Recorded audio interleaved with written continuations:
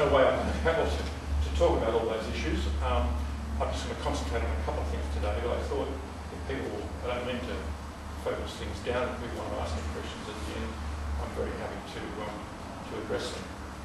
I want to look at some of the issues that are in the federal election, but which have more long-term ramifications.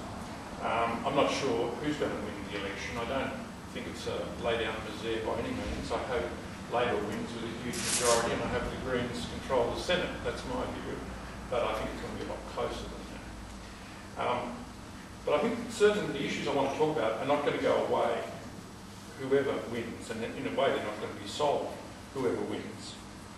And I think that there's a tendency in the kind of political system we have today that you put off and don't want to discuss the really hard long-term issues.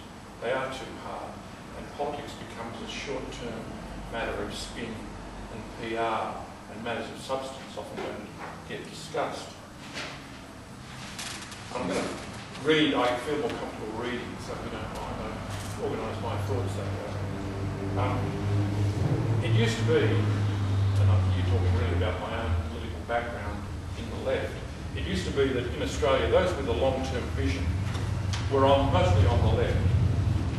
But in the last decade or so, that vision has become more clouded and fragmented. And I go into the reasons why this has changed, why the right has changed, why the left has changed in the last 10 or 20 years. I go into that in the book. In fact, in my view, the left, as it once existed, doesn't exist anymore. People still refer to themselves as being on the left, and so do I. But the idea of there being a systematic, coherent view of the world that was the left-wing view is really gone, I think. In spite of this, the problems that the left and progressive people were trying to address, have been trying to address for a long while, are still around, and I want to talk about some of them today. The first issue I want to talk about is the spread of the free market into every sphere of our lives. And the most obvious way this is right here and now in this federal election is in the work choices law. This law is based on the idea that people must be forced to do a one-on-one deal with their employer, that their contract of employment is something that the law wants to get us to negotiate with our employer, and it's really making old-style collective agreements in which people form groups for self-protection. It's making that increasingly impossible. And this issue of the free market, that is the market in labour, coming in, or the free market coming into the workplace, is something on which Australians have finally started to wake up about, thanks to a campaign by the ACTU and other people. Because the market principle that everything is up for sale, everything is a price, that anything can be traded, that idea has been around for a long while, and it's under the work choices law, it finally penetrated the workplace, and that to many Australians has been one step too far, and that's a very good thing. Because what it means is that human labour in a free market is treated as any other commodity, which means it can be bought and sold at whatever price it can get. And human labour, our working lives, is on the road to deregulation, just like the banking sector, just like the finance industry, and a whole lot of other things. But as we know, human labour is a very funny thing. It can't be just a commodity, it can't be just bought and sold. It's unlike anything else in a market system. It's special because it's attached to a human being. The price of labour, whether it goes up or down, affects the lives and potential of human beings. And once upon a time, the price of labour going up and down used to actually mean the difference between life and death in another century. That doesn't exist in our society today, but it does exist in other parts of the world, a kind of 19th century thing where people starve while they try and work. But today what we're facing with a free market in labour, which is what work choices wants to introduce, is a force that will actually transform the kind of Australia that we know and change it into something else. Because what will be the long-term effect of that law, the set of laws, is that it will create a large, it'll create an underclass of low-paid workers similar to what we see in the United States. Because those with the least bargaining power, the least education, the least skill, will be increasingly at the mercy of people who want to buy their labour as cheap as possible. And we already see this happening in all the little stories in the newspapers for the last 12 or 18 months. Someone's gone into a situation with their employer, oh bingo, their penalty rates are gone, or some of their annual leave is gone, or the rate they're being paid has come down, and so on and so forth, because they're on a new AWA workplace agreement. And the cumulative effect of this, as it spreads, as it will do, unless it's stopped, will be to create a low-paid underclass of people. And that will be quite a profound change to the kind of society we have in Australia. Because we've had an industrial relations system that has not been like that, and it has been specifically set up to stop that kind of thing happening.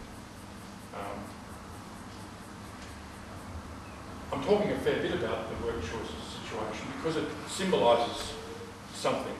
It's not just about the workplace. It symbolises what I call libertarian capitalism. And this is the emergence of a new kind of economy, and it's raised new political issues. Because the economy has always had, historically, spoken and unspoken rules about certain things that were not done, no matter how profitable they might be. Certain areas were no-go areas, no matter how profitable they were. And for a long time, the restrictions and the restraints on money-making actually came from religious beliefs. And the most obvious example of that, again, very current, is the spread of legalised gambling and liquor sales. The logic of what I call libertarian capitalism is that most people do it. So even though the right and the conservatives in society talk about family values, the biggest machine undermining real family values, in my view, is this libertarian economy where everything's up for sale anytime, 24/7. It's all go. And what you find is that the values of the society are becoming commercial values, and older style, non-commercial values about what was good and right and proper, they're kind of on the way out. It's very slow, it's very sort of only like a glacier, but it's absolutely unstoppable, or it seems to be at the moment. And what this is a kind of relentless drive to commodify, to turn all human relations, to turn human relationships into kind of trading relationships. So your relationships with neighbours, with fellow students, with parents, with children and so on, are being pushed towards market relationships based on money. Historically, market relations began in the marketplace with the buying and selling of salt and food. Now they're penetrating way, way beyond the economy. We're not talking here about just the free market in the economy. We're talking about in universities, in education. There's quite a fair bit of topics, I know, but I mean, what all this means is that relationships that are not built on material money, not based on the market, those relationships are being devalued. So relationships depending on social bonding, of caring, or even, dare I say, love of fellow man and woman, are being taken over by relationships based on buying and selling. My point is that ultimately, this is a process that's gone on for quite some time. Ultimately, this is unsustainable. It is socially unsustainable because what holds a society together is not buying and selling. It's actually respect, care for others, and similar kinds of things.